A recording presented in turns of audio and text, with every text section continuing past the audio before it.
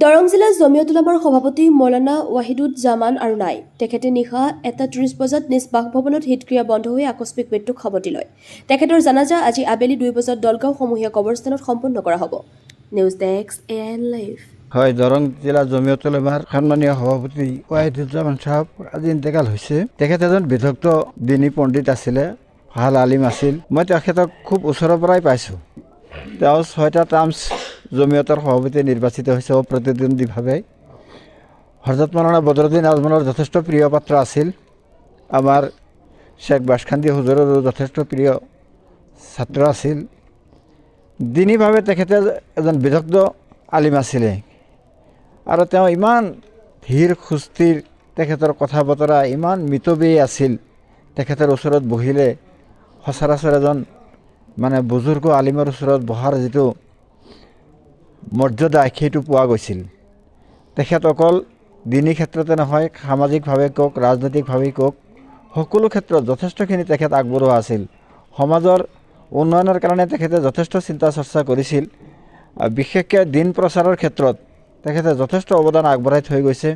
মই প্ৰথমতে কৈছোঁ যে আলিম হিচাপে তেখেত এজন বিদগ্ধ পাণ্ডিত্য তেখেতৰ আছিল। ধৰ্মীয় শিক্ষাৰ ক্ষেত্ৰত তেখেতক যিকোনো মছলা মছাইলৰ ক্ষেত্ৰত তেখেতক সোধাৰ লগে লগেই তেখেতে নিৰ্বিঘ্নে তেখেতে তাৰ উত্তৰ দিব পাৰিছিল। এনেকুৱা এজন বিদগ্ধ পণ্ডিত আলিম উলামায়ে কেৰাম আজি আমি হেৰুৱালোঁ।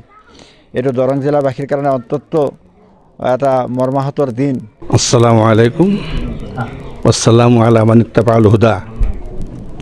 আজি আমাৰ দলগাঁৱৰ এক বিশিষ্ট শিক্ষিত ব্যক্তি, যিজনৰ ইলিম সম্পৰ্কে বাসকান্দিৰ কুতবুল আলম ৰহমতুল্লাহ আলাইহি তেওঁক বহুত মৰম কৰিছিলে। আজি নিশা প্ৰেছাৰ ষ্ট্ৰোকত তেওঁ 1 বজাত ইন্তেকাল কৰে।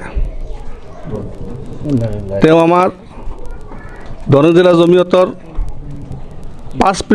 5 পিৰিয়ডৰ প্ৰেচিডেণ্ট আছিলে, লগতে দলগাঁও মাদ্ৰাছাৰ শিক্ষকো আছিলে। বৰ্তমানে তেওঁ দলগাঁও মাদ্ৰাছাৰ সভাপতি, আমাৰ টাউন কবৰস্থানৰ সভাপতি, দৰং জিলা জমিয়তৰ নৱনিৰ্বাচিত ইতিমধ্যে কমিটি মিটিং হৈ গ'ল, তাতে সভাপতি নিৰ্বাচিত হৈছে। আজি তেওঁৰ জমিয়তৰ প্ৰথম মিটিং আছিল। আল্লাহৰ ফয়সালা। তেওঁ পৰিত্যক্ত পৰিয়ালৰ ভিতৰত ল'ৰা 2জন, ছোৱালী 3জনী, 2জনী বিয়া দিছে, 1জনী ছোৱালী আছে। তেওঁ আলিম হিচাপে বহুত ডাঙৰ আলিম আছিল। আমাৰ দৰঙৰ ভিতৰত অতুলনীয় আলিম ক'লেও ভুল নহ'ব। তেওঁ হজতো কেইবাবাৰো গৈছে। গুণী জ্ঞানী সমাজকৰ্মী, তেওঁৰ নিচিনা দ্বিতীয় ব্যক্তি আমি বৰ্তমান সমাজত বিচাৰি পোৱা টান। এনেকুৱা ব্যক্তিৰ সদ্গতিৰ কাৰণে, তেনেকুৱা ব্যক্তিৰ আত্মৰ শান্তিৰ কাৰণে আমি গোটেই দলগাঁওবাসীয়ে দোৱা কৰিছোঁ।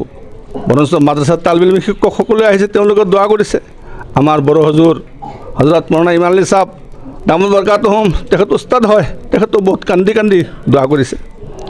তেখেতৰ জানাজাৰ নামাজ টাউন কবৰস্থানত 2টা বজাত অনুষ্ঠিত হ'ব। গতিকে যিসকল ওচৰ পাজৰৰ অহা সম্ভৱ হয়, মই অনুৰোধ কৰিম যে আহি জানাজাৰ নামাজৰ শৰীক হ'ব ইনশাআল্লাহ। জানাজাৰ নামাজ টাউন কবৰস্থানত হ'ব, কপাঠী ৰোড। দ্ৰুত ইণ্টাৰনেট, দ্ৰুত সংযোগ এতিয়া এমনেট ফাইবাৰ ফাষ্টৰ সৈতে।